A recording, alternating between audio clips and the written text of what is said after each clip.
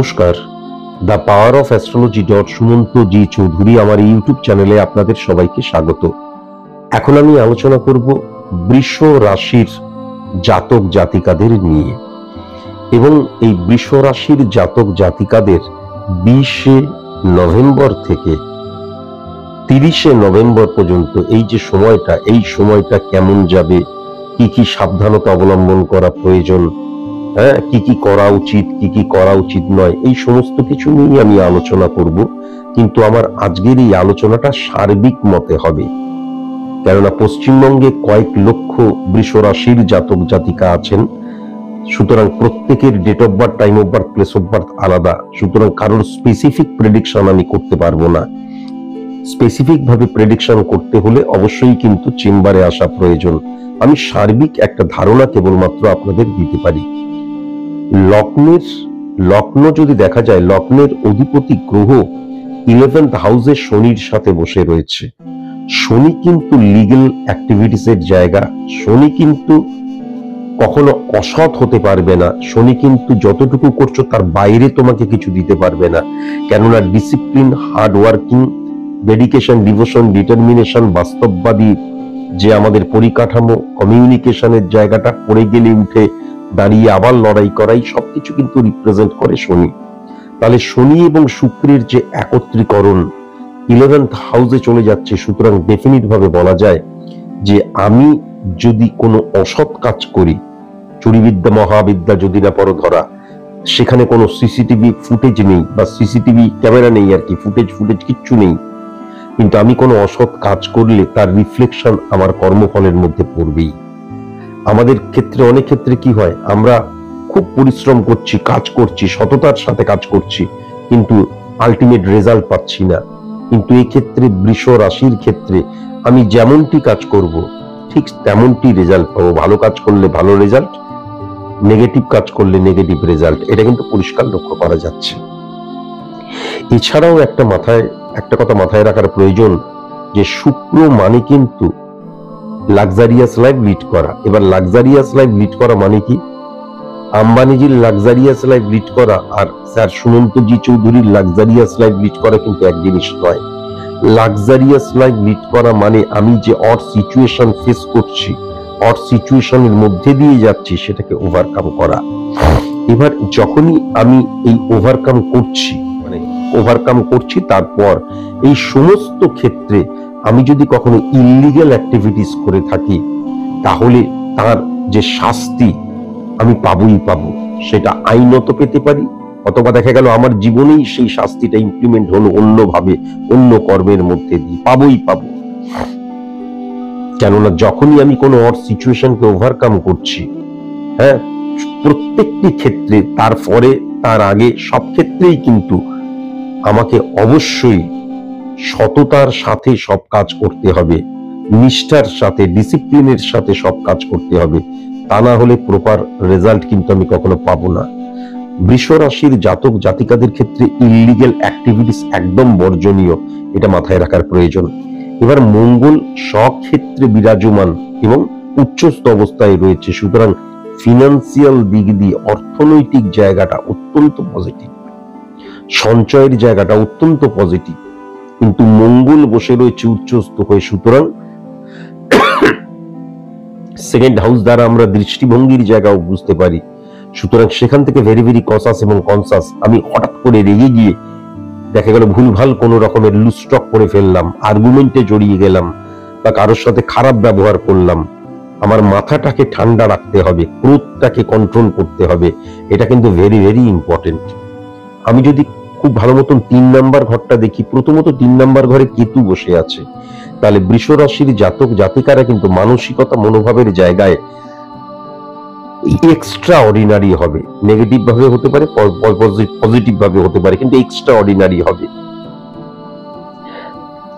আর কেতু কি ছায়া planet, calculative planet, তার নিজস্ব কোনো পাওয়ার নেই। সে যখন পাওয়ারফুল কোনো গ্রহের আন্ডারে বসে থাকে, তখন সে পাওয়ারফুল হয়ে যায়। এবার সে বৃহস্পতির ঘরে বসে আছে, সেই বৃহস্পতি কিন্তু 4 নাম্বার ঘরে বসে আছে উচ্চস্থ অবস্থায়, এবং উচ্চস্থ বৃহস্পতি উচ্চস্থ বা পজিটিভ শনিকেও কিন্তু হিট করছে, আর সমসপ্তমে চন্দ্রকেও হিট করছে। তাহলে মানসিকতা মনোভাবের দিক দিয়ে কিন্তু একদম চাবুকের মতন বা লড়াকু বলতে যা বোঝায় সেটা কিন্তু পরিষ্কার লক্ষ্য করা যাচ্ছে। 4 নাম্বার ঘর সফল হওয়ার জন্য আমি কতটুকু নিজেকে প্রস্তুত করছি, মানে পুরোপুরি প্রস্তুত করবে। সেলফ কনফিডেন্সের জায়গা, শিক্ষাকে সঠিক মতন ইমপ্লিমেন্ট করা ফর সাকসেস, অ্যাচিভ সাকসেসের জায়গা, সততার সাথে শনি, এবং আমার মানসিকতা মনোভাব দৃষ্টিভঙ্গি মনের মধ্যে কিন্তু এই ভাবনাটাই থাকবে, কখনো থাকবে না যে আমি ফ্লুকে সফলতা মেরে দিই, হ্যাঁ, দানি বা ভিক্ষায় সফলতা আমি চাইছি, বা আমি কোন ঈশ্বরের কাছে গিয়ে দাও দাও করছি, সেটা কিন্তু লক্ষ্য করা যাচ্ছে না। অত্যন্ত পজিটিভ হয়ে রয়েছে। 1 2 3। এবার যদি খুব ভালো মতন দেখা যায় 5 নাম্বার ঘরটা, 5 নাম্বার ঘরের শনি কিন্তু শুক্রের সাথে বসে রয়েছে। তাহলে বৃষ রাশির জাতক জাতিকাদের ক্ষেত্রে যতটা সফল হওয়া উচিত তার চাইতে অনেক বেশি সফল হবে, এবং অনেক বেশি কিন্তু মেন্টালি এবং সেক্সুয়ালি বা জৈবিক ভাবে কিন্তু স্যাটিসফ্যাকশন দান করবে সফলতার দিক দিয়ে, সব দিক দিয়ে কিন্তু। এটা কিন্তু অবশ্যই মাথায় রাখার প্রয়োজন আছে। আমি যদি খুব ভালো মতন এবার 6 নাম্বার ঘরটা দেখি, তাহলে 6 নাম্বার ঘরের অধিপতি গ্রহ বৃহস্পতি উচ্চস্থ হয়ে রয়েছে।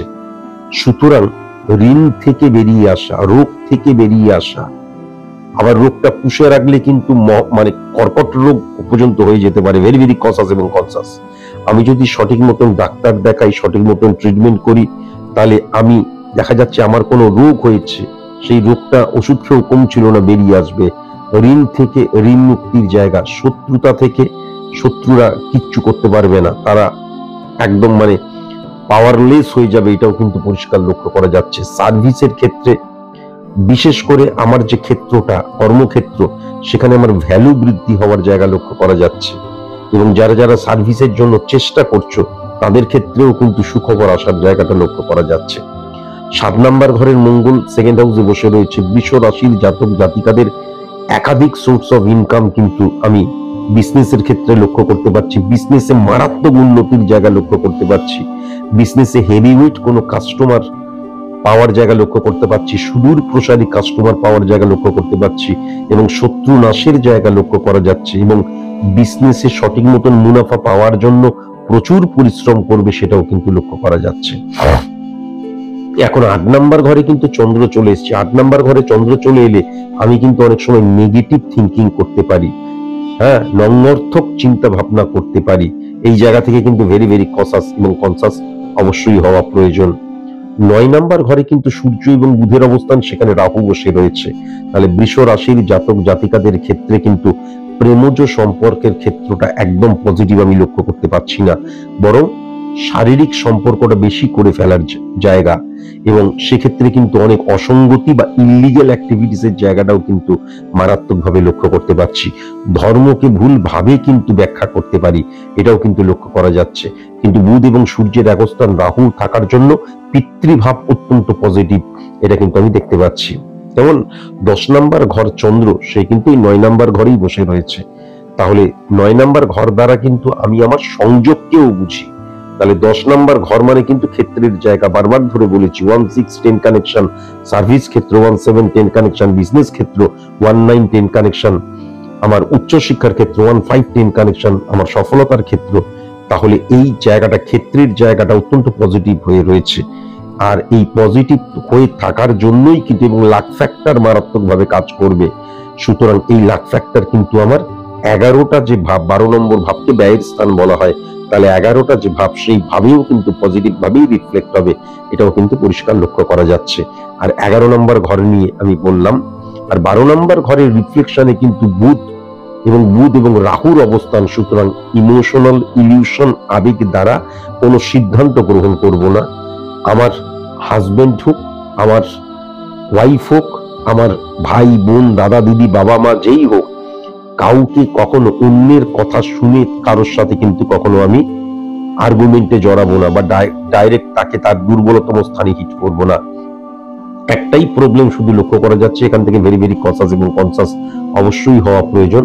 সেটা হচ্ছে আমি যেটা দেখতে পাচ্ছি, স্বামী স্ত্রীর মধ্যে ইগো প্রবলেমের জায়গা, এবং কলিগসদের সাথে ইগো প্রবলেমের জায়গাটা কিন্তু লক্ষ্য করা যাচ্ছে। তবে ডেফিনিট ভাবে বলে দেওয়া যায় সাবঅর্ডিনেট রিলেটেড যদি কোনো কাজ করি, মানে সাবঅর্ডিনেট হ্যান্ডেল করছি, সাবঅর্ডিনেটকে নিয়ে কোনো কাজ করছি, বা আমি দেখা যাচ্ছে একজন কর্মী, আমি দেখা যাচ্ছে একজন সাবঅর্ডিনেট, অত্যন্ত পজিটিভ। এবং যদি সাবঅর্ডিনেট নিয়ে কাজ করি তাহলে তাদের সাপোর্টের জায়গাটাও কিন্তু মারাত্মক পজিটিভ, এটাও কিন্তু আমি লক্ষ্য করতে পারছি। আজকের মতন এইটুকুই, নমস্কার।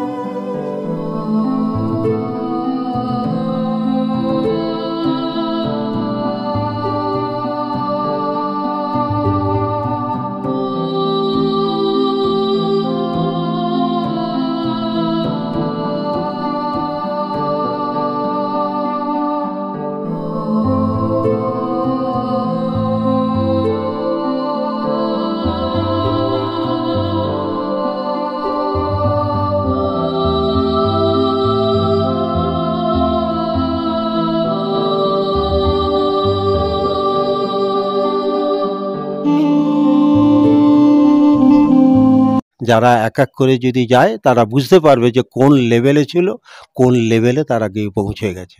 এটা একমাত্র স্যারই পারেন।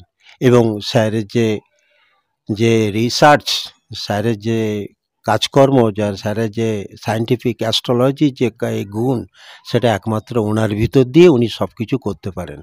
আর স্যার মাঝে মাঝে বলেন যে সায়েন্টিফিক অ্যাস্ট্রোলজি এই যে এই সবগুলো আমি করি, এ বাদ দিয়েও আমার অনেক কিছু সংগ্রহ আছে, সাধনা আছে। সেটা সব কিছু নিয়ে কিন্তু স্যার এমন একটা পরিমণ্ডল তৈরি করেন তার স্টুডেন্টদের জন্যে, যেটা অন্য কেউ পারবে না। অন্য কেউ চেষ্টা করতে গেলে যে সময় লাগবে, যে সাধনা লাগবে, সেটা কারোর ভিতরে সেই জিনিসটা নেই, যেটা স্যারের ভিতরে আছে।